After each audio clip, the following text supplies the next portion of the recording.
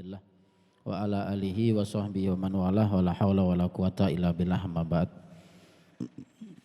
Habib Ali Al-Jufri yang kami muliakan, yang agung, semua keluarga besar Pak Khalil, hadirin wal hadirat, muslimin muslimat yang kami hormati, adik-adik dari Al-Ihsan semuanya yang kami cintai.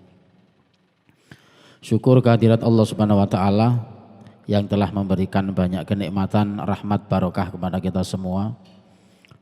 Taufik, pertolongan dari Allah Subhanahu wa taala, ringan langkah kita untuk bersama-sama silaturahim, bermunajah ratibul haddad kehadirat Allah Subhanahu wa taala.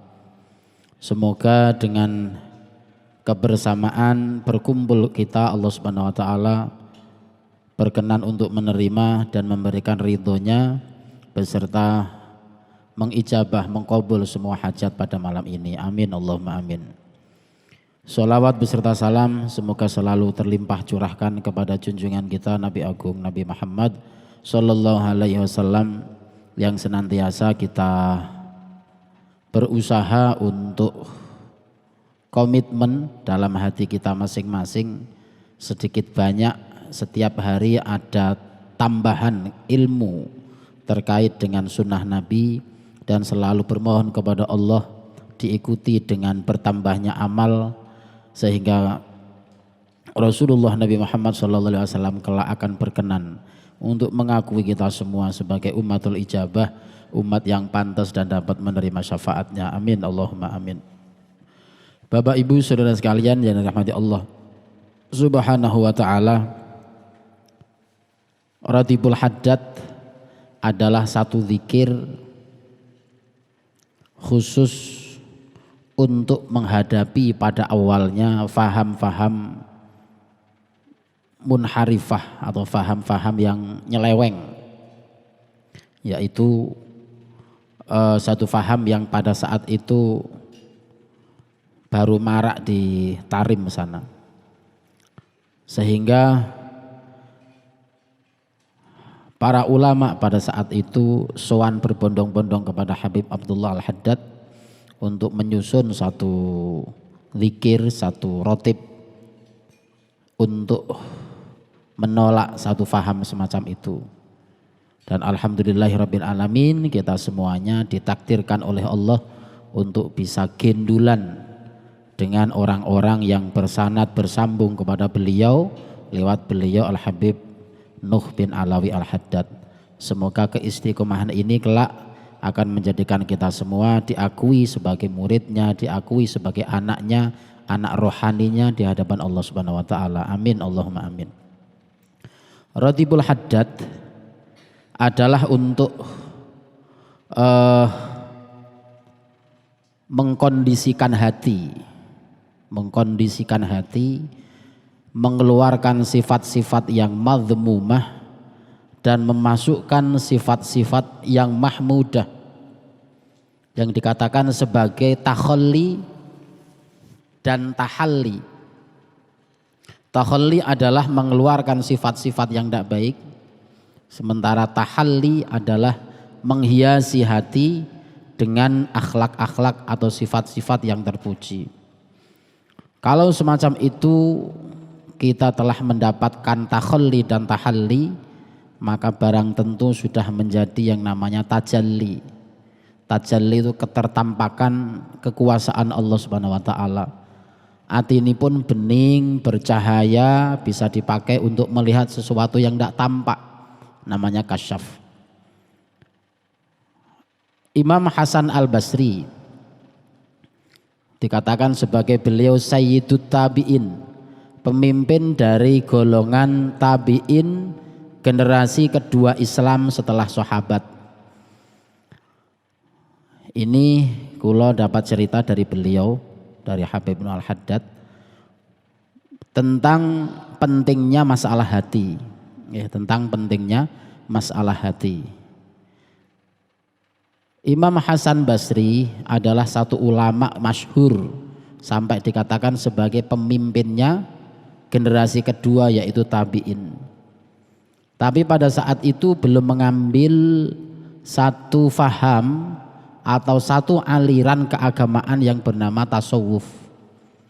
Setelah beliau ketanggor, kalau orang Jawa bilang, beliau memiliki murid atau jamaah santri yang luar biasa banyak. Tapi ada satu murid sing piyambakipun menika bodohnya itu 7 turunan. Diwarai gak faham-faham, ken apal ke gak apal-apal, bulet kayak obat nyamuk ndak rampung-rampung. Niku gadah murid sing kados ngoten niku. Ning pancen leres sing di setiap pesantren itu hampir pasti ada gitu. Nggih, hampir pasti ada di setiap pesantren, di setiap ribat itu ada orang yang pinternya luar biasa, juga pun ada yang bodohnya juga luar biasa. Ning beliau itu akhirnya ketanggor sehingga beliau memiliki satu catatan, yaitu satu buku tipis kata beliau yaitu tobatku di tangan muridku yang bodoh. Jadi tobatku di tangan muridku yang bodoh.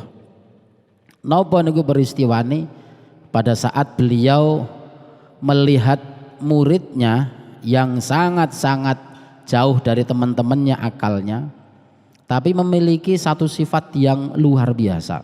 Orangnya tawadhu, orangnya andap asor, orangnya ikhlas, khidmah tenggene guru, terus sifat-sifat yang terpuji. Akhirnya saking senengi sih, dan Imam Hasan Basri dikasih hadiah itu murid, yaitu satu jaket yang mahal, jaket wool itu yang ademnya bisa, yang dingin bisa tertangani dengan itu, bisa tertolak dengan jaket itu. Seneng dipanggil, le awakmu ki pinter ora pinter, sekian lama sudah belajar, apa yang kau dapat? Ilmu ndak ada, tapi sifat kebaikan dalam hatinya luar biasa. Nih tak kasih hadiah. Sehari, 2 hari, seminggu satu peristiwa terjadi. Imam Hasan Basri piyambakipun nembe jalan-jalan di perkampungan, berhenti di perempatan jalan. Ada napa? Teng mriku wonten satu petek, ngertos petek? Petek itu pagar bambu itu. Nah, ada satu pagar, teng mriku ada jaket yang sangat dikenal, yaitu jaketnya Imam Hasan Basri sing dihadiahke dateng murid sing bodho niki wau. Kata Imam Hasan Basri, lah iya wong bodho ora ngerti regane jaket sing begitu mahal. Akhirnya ditunggui sampai selesai. Di mana orangnya ini? Semenit, 2 menit, sampai 15 menit, 15 menit datanglah si murid yang bodoh ini tadi. Assalamualaikum, waalaikumsalam, lulina bahasa sini. Kamu dari mana? Maaf Syekh, maaf Kiai, maaf Ustadz, kulo dari pipis, dari kencing. Oh, dasar murid orang ngerti regane jaket, engko nak ilang mengko piye? Lah pripun jawab murid niki wau? Kula niku ngertos mangke jenengan lewat mriki dan pasti jenengan tunggui sampai saya selesai kencing. Jadi saya tahu pasti ndak akan hilang. Dijawab semacam itu, Imam Hasan Basri langsung doprok, ndak bisa bicara. Murid, bagaimana kamu memiliki satu ketajaman batin, bisa mengetahui sesuatu yang gelap, karena sesuatu yang akan datang itu adalah gaib, berarti gelap. Tapi untukmu kamu bisa melihat itu. Nah, terus akhirnya dari sini berubahlah posisi. Hasan Basri semula adalah guru, jadi layaknya murid. Muridnya yang semula murid layaknya berposisi sebagai guru. Ganti diwejang, Pak. Ganti diwejang. Panjenengan niku Ustadz Kiai Hasan Basri segudang ilmu tapi sedikit keyakinan. Saya sedikit ilmu tapi segudang keyakinan. Pas panjenengan menghitamkan kertas, pada saat itu saya memutihkan hati. Panjenengan begitu sombongnya dengan ilmu yang kalian punya, yang panjenengan punya. Akhirnya tidak akan turun cahaya itu. Dengan kesombongan, dengan ujub, melihat sebelah mata kepada orang lain. Nah, ternyata di situ Bapak Ibu sedherek-sedherek ingkang kula hormati, pentingipun kebersihan hati, tazkiyatun nufus. Tentang amradul qulub harus diketahui bahwa penyakit-penyakit hati menjadikan hijab penghalang dumugi wusul ilallah. Dari itu para guru-guru kula panjenengan sedaya, para habaib, para ulama, para kiai menika lajeng mengamalkan salah satunya adalah rotibul haddad. Kangge napa? Kangge membakar ron niku napa? Wong cara Jawa ron niku godhong.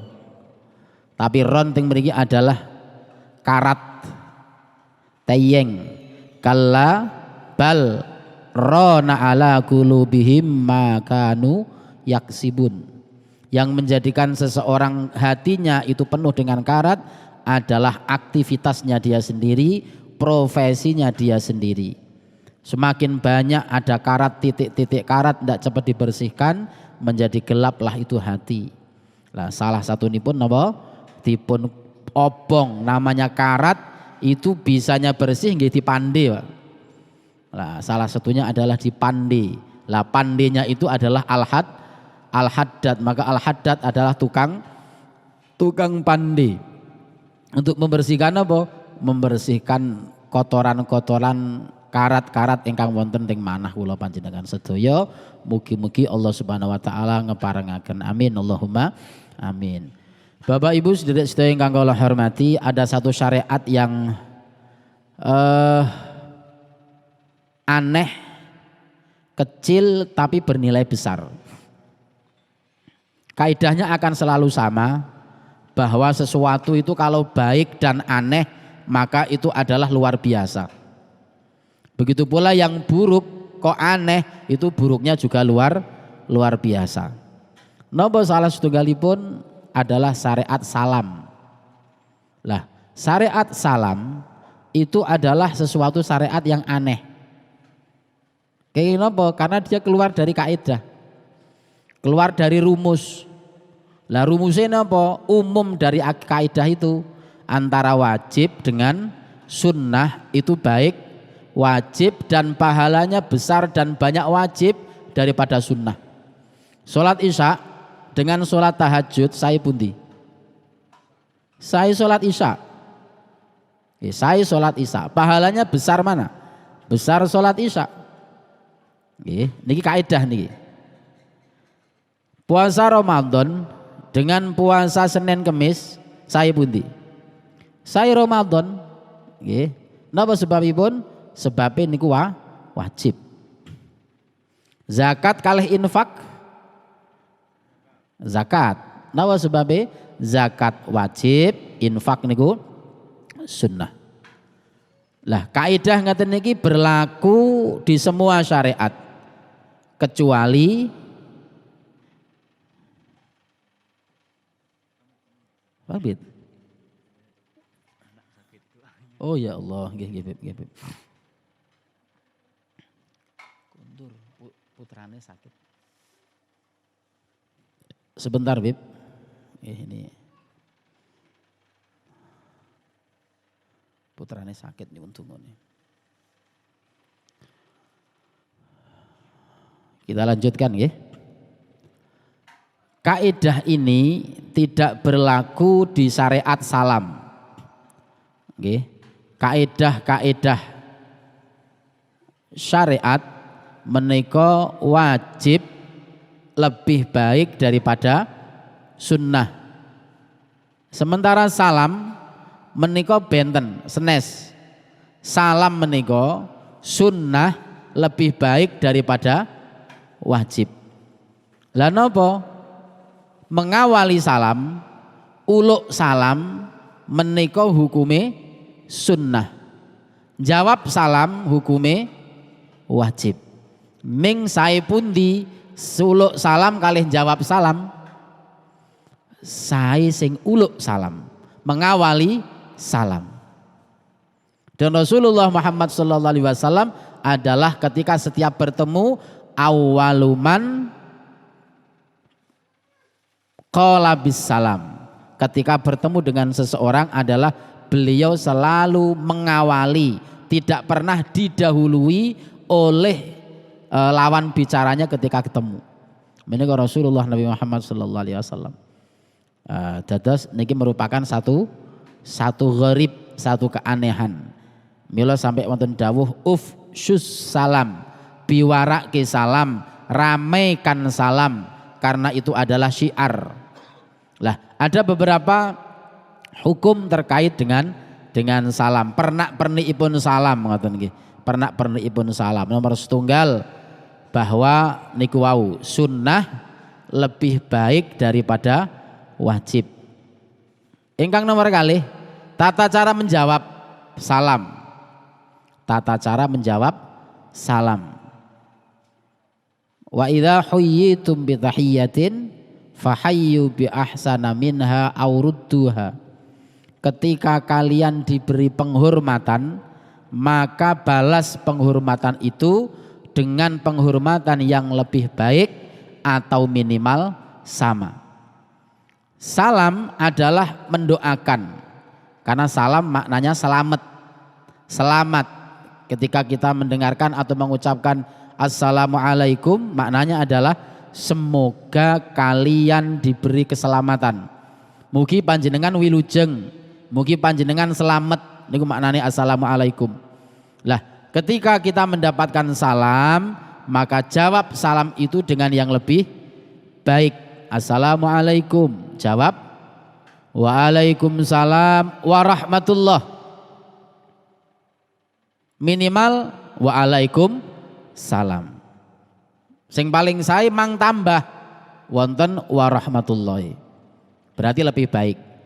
Nak dipun salami assalamualaikum warahmatullah, jawab lebih baik, lebih banyak waalaikumsalam warahmatullah wabarakatuh. Minimal waalaikumsalam warahmatullah, sama persis dengan yang uluk salam. Nah, mengerti niki terkait dengan salam, terkait dengan salam. Dan semua apa kebaikan semuanya menika kados ngoten, rumuse kados ngoten. Nah, kita dikasih napa? Dikasih salak 3, maka nak gadah jenengan mangke ditambahi, diwai salak dibalikke 4, lho kados ngoten niku. Minimal sami 3. Ingkang nomor 3. Nomor setunggal wau napa? Sunnah lebih baik daripada wajib. Ingkang nomor kalih tata cara menjawab salam. Ingkang nomor 3. Nomor 3 menika mencuri itu dosa napa pahala? Nyolong niku lho. Nyolong niku dosa napa ganjaran? Nen? Dosa nggih. Kecuali di dalam hal salam. Salam niku mencuri jawab salam itu boleh dan berpahala. Menawi wonten orang, 2 orang ketemu, temennya ketemu terus assalamualaikum, sing disalami sinten? Sing disalami ya yang ketemu tadi kan, maknanya yang didoakan selamat itu yang ketemu tadi. Ning kula jenengan di dekatnya dengar, maka itu diperkenankan dan sunnah hukumnya kita mencuri jawab di situ. Juga ikut jawab waalaikumsalam, walaupun yang disalami tidak kita. Di tetangga wonten tiang assalamualaikum, sing didongake selamat atau yang disalami siapa? Tuan rumah yang ditamoni tadi kan. Sementara kita tetangganya dengar, ikut jawab, namanya nyolong jawab salam. Boleh ting beriku waalaikumsalam. Nah, ini terkait dengan salam.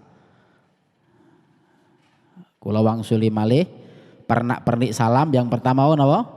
Sunnah lebih baik daripada wajib. Nomor kali tata cara menjawab salam lebih banyak dan lebih baik. Ingkang nomor 3 mencuri jawab salam. Terus ingkang nomor sekawan terkait kalian salam menika kita biasa titip salam. Biasa betul. Pamane ibu-ibu PKK ndak bisa hadir, titip napa? Titip salam. Pengajian ndak bisa hadir, titip salam. Nggih. Pas arisan ndak bisa hadir, titip duit. Nggih. Nggih. Lah niki aneh niki. Banyak sekali piyambakipun nak titip ngeten, titip salam. Bu, kula mboten saged dugi. Mang titip salam sampai ke salame kula dateng Bu Fatimah pamane. Oh, nggih. Insyaallah mangke kula sampai ke selesai.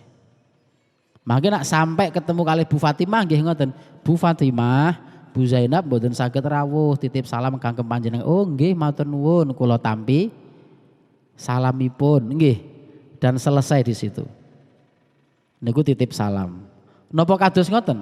Ya kita lihat coba. Titip itu pamane ndak bisa hadir, mau ada arisan itu ndak bisa hadir. Titip uang. Nah, titip uang pripun? Bu, titip uang. Uangnya dikasih ndak? Harus dikasihkan. Ora kok titip duitnya digawa. Ya ndak bisa. Lah titip uangnya dilongke. Nah, mangke diparingke teng mriku. Lah mangke dugi mriku nggih ngoten. Niki titipan saking Pak Suto, ini titipan dari Pak Joko. Bilang gitu toh apa uangnya dikasihkan? Uangnya dikasihkan. Begitu pula titip salam niku nggih ngoten. Nggih, titip salam niku nggih ngoten. Kula mboten saged dugi, tolong salam kula aturke Pak Khalil. Ya aja ngono tok, mang titip tenan. Assalamualaikum. Lah iku titip salam namanya. Nggih. Aja mbok titip salam ning salame ra diwehke, digawa bae. Ha? Maka salame kudu diparingke. Assalamualaikum. Nggih insyaallah. Mangke kula sampaike. Ketemu Pak Khalil, lah pripun? Lah mangke nggih ngoten. Pak Khalil, Mas Dayat mboten saged rawuh titip salam kagem panjenengan. Ya aja ngoten tok, mang paringke tenan. Assalamualaikum. Lho ngoten. Jadi titipane sudah dibawa, setelah dibawa ya dikasihkan beneran. Assalamualaikum. Lah tata cara menjawab titipan salam itu berbeda dengan jawab salam biasa. Salat menjawab salam biasa ketika langsung ketemu orangnya. Namanya salam itu kan ada dua pihak nggih. Ada yang salam, ada yang menjawab salam. Tapi kalau titip salam ada berapa pihak? Ada 3 pihak. Yang titip, yang dititipi, yang menerima titipan. Bener nggih? Lah, berarti nak pun dititipi, assalamualaikum, nggih nanti saya berikan, assalamualaikum diberikan beneran. Jangan hanya jawabannya waalaikumsalam. Ya saya terima, waalaikumsalam. Ampun ngoten tok. Nah waalaikumsalam napa artine? Mugi panjenengan selamat. Mugi panjenengan wilujeng, keselamatan atas panjenengan. Panjenengan itu siapa? Yang dititipi, karena yang ada di situ. Lah yang titip tidak didoakan. Kalau tidak ada yang nitip, itu tidak ada proses ini. Maka yang sudah dititipi, jawabnya itu harus mendoakan 2 orang ini. Mendoakan yang titip dan yang dititipi. Lanang sama lanang, laki sama laki. Jawabnya alaika wa alaihis salam. Alaika wa alaihis salam. Mugi panjenengan dan piyambakipun beliau selamat, sejahtera. Itu kalau yang titip laki-laki, yang dititipi laki-laki. Jawabnya alaika wa alaihis salam. Kalau putri semuanya, ibu-ibu sedaya pripun? Maka jawabe alaiki wa alaihas salam. Alaiki wa alaihas salam. Semoga panjenengan dan beliau yang titip salam sejahtera, selamat. Saged Bu? Saged nggih. Mung ngoten tok kok. Alaiki wa alaihas salam. Kalau laki-laki alaika wa alaihis salam. Kita kok angel ngono kita. Mboten nggih, mboten angel. Karena mungkin telinganya belum familiar aja. Nggih. Terus alaika wa alaihis salam, semoga engkau dan beliau diberikan kesejahteraan. Alaiki wa alaihas salam, semoga panjenengan, Anda dan beliau yang titip salam diberikan kesejahteraan, keselamatan. Nah, niku tata cara pernak-pernik di dalam salam. Nggih.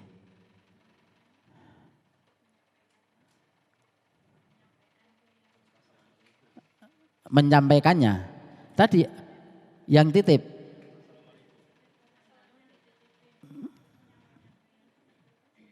ndak usah langsung, ndak usah balik ndak usah, nanti ndak ada selesainya nanti. Ndak ada selesai, sudah didoakan, sudah titipi, selesai, diserahkan, sudah. Nah, nanti kalau ketemu lagi ya cross check aja, sudah kami sudah sampaikan, selesai. Nggih, nggih gak ono rampunge. Boleh anter-anteran terus nanti titip-titipan terus. Nggih, ngoten. Nggih, niku salah satu pernak-pernik nggih, pernak-pernik hukum di dalam salam. Karena ini sesuatu yang ringan tapi aneh, baik dan aneh, kecil tapi aneh, sehingga dia akan menjadi luar biasa. Nggih, kados kemarin pertemuan yang terakhir kemarin, sesuatu yang aneh adalah berbuat baik di tempat buruk, itu kan luar biasa. Daripada berbuat baik di tempat baik, itu biasa. Baiknya baik biasa. La ilaha illallah wahdahu la syarikalah, lahul mulku wa lahul hamdu yuhyi wa yumiitu wa huwa ala kulli syai'in qadir. Baca sekali di masjid baik napa mboten? Baik, tapi baiknya biasa. Tapi kalau dia bisa membaca itu di pasar, maka baiknya itu menjadi luar biasa. Karena berbuat baik di tempat buruk. Abghadul bilad ilallah aswaquha. Satu tempat yang paling buruk di sisi Allah itu adalah pasar. Lah kita bisa berbuat baik di pasar, itu menjadi luar biasa. Maka satu kebaikan zikir tadi di masjid itu adalah biasa, ya al hasanah bi asyrati amsalihha. Satu kebaikan balasannya adalah 10 minimal, 10, 20 sampai 700 selesai. Tapi kalau di pasar bagaimana? Kalkulasi ini namung ngeten tok hitungane. Maka dosanya orang tersebut diampuni oleh Allah sebanyak orang yang ada di dalam pasar. Luar biasa apa biasa nih? Menjadi luar biasa. Nah, makanya nak cara teng Karang Pandan itu khususnya wagi kalih paing harus di pasar. Tapi syaratnya harus zikir ini. Ngeten nggih. Dan itu dawuh Abdullah bin Umar li. Sayyidina Abdullah bin Umar putranipun Sayyidina Umar bin Khattab pernah ditanya sama santri-santrinya, kenapa tiap hari ke pasar? Tiap hari. Padahal tidak ada transaksi, tidak kulaan juga tidak sadian, tidak dodolan, tidak beli. Jawabnya setunggal, aku menginginkan dosaku diampuni oleh Allah. Loh, padahal yang namanya pasar itu kan markas. Markas sinten? Markas setan, beranak pinak angker aja di sana. Sampai lahiran ting mriku, jadi banyak banget setan di sana. Tapi kok malah pengen diampuni dosane. Terus ditanya sama para murid, kok saged Syekh? Jawabipun, aku mendengar guruku, berarti Nabi Muhammad SAW, berarti masuk kategori hadis, siapa yang masuk pasar dan dia berdoa zikir la ilaha illallah wahdahu la syarikalah lahul mulku wa lahul hamdu yuhyi wa yumitu wa huwa ala kulli syai'in qadir, maka dosanya diampuni oleh Allah sebanyak orang yang ada di dalam pasar. Neng pasar kalau ada 100 orang, ya 100 jenis dosa diampuni oleh Allah, les hilang. Lah setiap hari kan datang ke pasar. Nah, karena dosanya banyak, maka minta diampuni oleh Allah Subhanahu wa taala. Ngoten nggih, sedikit ini mungkin ada manfaatnya. Tambahipun ilmu kagem kula panjenengan sedaya, juga selalu bermohon kepada Allah dimudahkan untuk bisa mengamalkannya. Amin Allahumma amin. Sebelum kita akhiri, ada pertanyaan-pertanyaan, monggo. Halo. Terkait dengan salam tadi, apakah boleh kita mengucapkan salam kepada orang non-muslim? Satu. Nomor dua, bagaimana kalau kita jadi pembicara di forum yang di situ majemuk, jadi ada orang non-muslim, ada muslim gitu. Apakah salamnya sebaiknya tetap assalamualaikum atau dengan salam-salam yang lain? Itu saja pertanyaannya. Salam itu doa nggih. Salam itu doa. Mendoakan selamat. Lah mendoakan selamat ini tidak hanya selamat dunia, didoakan sampai selamat akhirat. Lah, kalau mendoakan selamat dunia boleh. Boleh. Seumpama kita mendoakan tetangga kita yang sakit dan dia non muslim, kita doakan semoga diangkat sakitnya, diberi kesehatan yang sempurna, gitu selesai. Tapi kok terus didoakan semoga terhindar dari siksa kubur, enggak boleh. Karena berkait dengan akhirat. Sementara salam itu tidak hanya untuk kebaikan dunia tok. Untuk kebaikan dunia dan akhirat. Dari itu salam kepada non-muslim atau menjawab salam dari non-muslim itu ada aturan mainnya. Ada aturannya. Wonten tiang Yahudi di zaman Nabi nggih, di dekatnya Siti Aisyah itu. Datang begini, assalamualaikum. Jawab Kanjeng Nabi, waalaikum. Lah niku Siti Aisyah protes. Kanjeng Nabi, apakah jenengan tidak dengar apa yang diucapkan oleh Yahudi? Karena asam itu maknanya semoga kamu yang mati. Biasanya assalamualaikum, tapi niki dicepet ke asam, kan bari sama. Asam dengan assalam hampir sama. Jadi dibelawur ki ngeten niku. Kata Nabi, aku dengar dan aku sudah menjawab waalaikum, selesai. Lah dari sini terus para ulama ngetikake inilah untuk menjawab salam dari non muslim. Waalaikum cukup. Apamane, karena itu menjadi tradisi nasional saat niki sampun.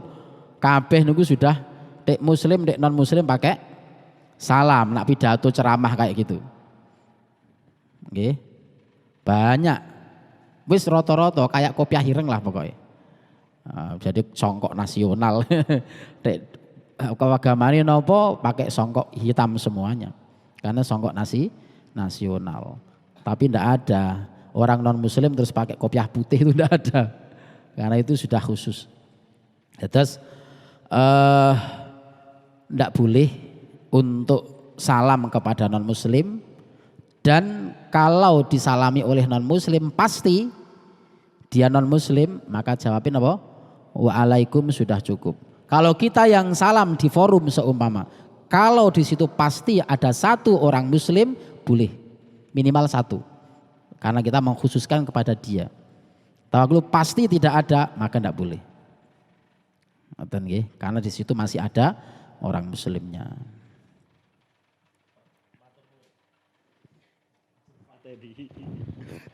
Pertanyaannya jadi tambah nih, gara-gara tadi udah menasional. Nah itu sekarang ngenten, di forum-forum itu saya dengar, itu malah justru pembicaranya salamnya dengan berbagai macam salam. Ada salam Swastiastu dan yang lain-lain, salam sejahtera. Itu bagaimana bagi si pengucap salam nih?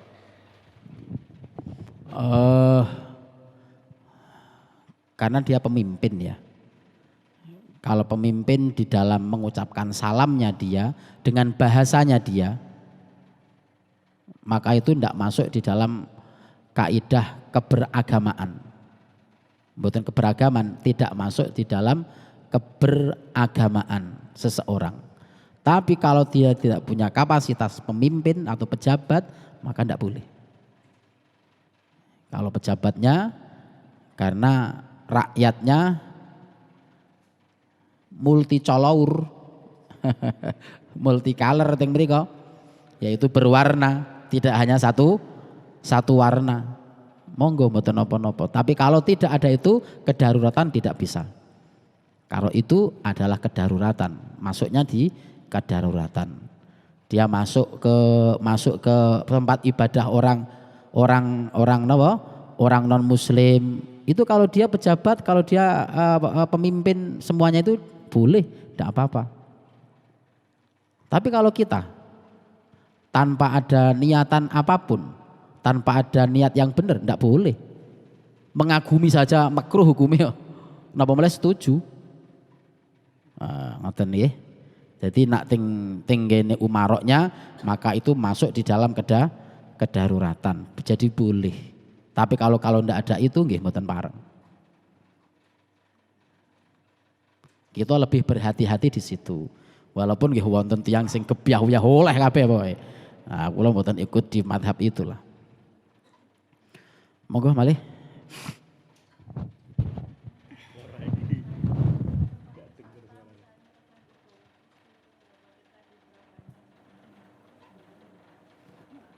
Tidak ada kekaguman dan kesetujuan tentang pemahaman atau keyakinannya dia. Kalau hanya sekedar mengagumi tentang kekuasaannya Allah, ini juga atas kuasa Allah juga ini. Maka itu boleh. Kecuali tempat-tempat yang dipakai wisata dan itu pernah dilaknat oleh Allah, maka itu tidak boleh. Karena sekarang destinasi wisata itu kan macam-macam. Kalau di Indonesia insya Allah tidak ada lah satu tempat khusus yang pernah dilaknat. Tapi kalau di kaum Tsamud di sana, bekas-bekasnya sekarang gunung-gunungnya, di ukir-ukirannya kaum Ad dan kaum Tsamud sekarang sudah menjadi destinasi wisata. Maka itu Nabi mengatakan lewat aja, suruh cepat sama Nabi itu. Ayo cepat, jangan lama-lama di sini. Karena ini daerah ini pernah dilaknat oleh Allah. Napa malih terus malah wisata teng mriku. Masih banyak tempat yang lain. Itu tadi tentang tempat wisata niku nggih. Itu mengagumi arsitekturnya, mengagumi karyanya itu boleh. Boleh. Karena itu ilmu dunia. Pokoknya asal berkaitan dengan dunia boleh. Tidak sampai setelah dunia, minimal kubur atau siksa kubur atau yang lain sudah tidak boleh.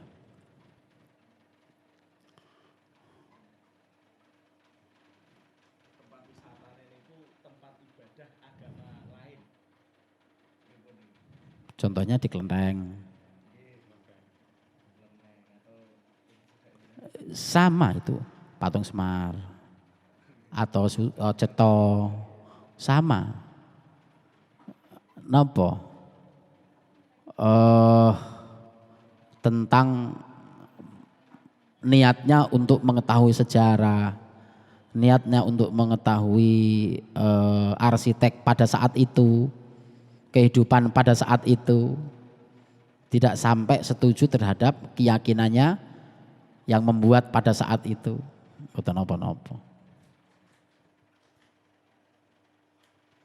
Sampun? Cekap? Cukup nggih? Nggih, mekaten Bapak Ibu saudara sekalian yang dirahmati Allah Subhanahu wa taala, sudah cukup dan sudah larut. Kita akhiri pertemuan ini dan sekali lagi mugi-mugi Pak Khalil makin sehat. Sudah kelihatan sehat sekarang, sudah kelihatan sehat, jalannya sudah tegak dan wajahnya sudah sumringah, sudah bersinar kayak orang sehat beneran, dan semoga benar diangkat penyakitnya, sakitnya oleh Allah Subhanahu wa taala, diganti dengan kesehatan yang sempurna beserta semua keluarga dan kita semua. Amin Allahumma amin. Demikian yang bisa kami sampaikan, banyak kekurangan mohon dimaafkan. Wallahul muwaffiq ila aqwamit thoriq. Assalamualaikum warahmatullahi wabarakatuh. Waalaikumsalam warahmatullahi wabarakatuh.